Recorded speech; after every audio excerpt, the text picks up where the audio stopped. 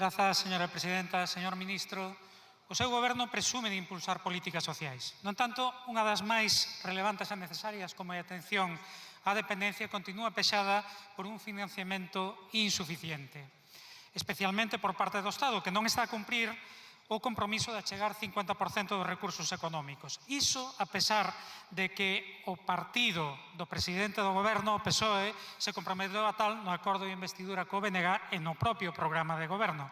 Cales son as previsións do seu ministerio para cumprir ese compromiso? Señor ministro, efectivamente, os acordos hai que cumprilos. É vostede consciente de que estamos a falar de accións ou omisións que impactan de forma directa en millares de persoas na súa vida de forma positiva cando se actúa e de forma negativa cando non se atende adecuadamente. Por iso, para o BNG é fundamental que haxe un bon financiamento.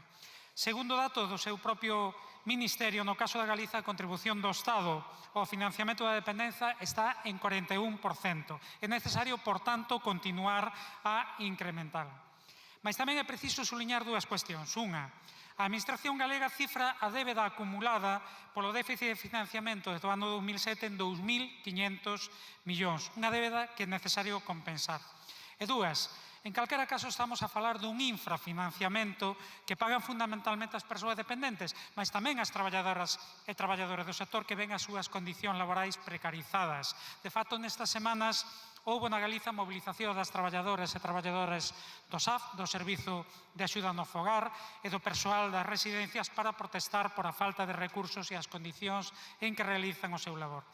E, ademais, o incumprimento por parte do Estado serve de excusa perfecta ao goberno galego que, máis do Partido Popular, o que fixo foi aplicar recortes que levaron a que Galiza sexa a comunidade con menor porcentaxe de persoas atendidas sobre a poboación potencialmente dependente, 16% frente a 23% da media do Estado.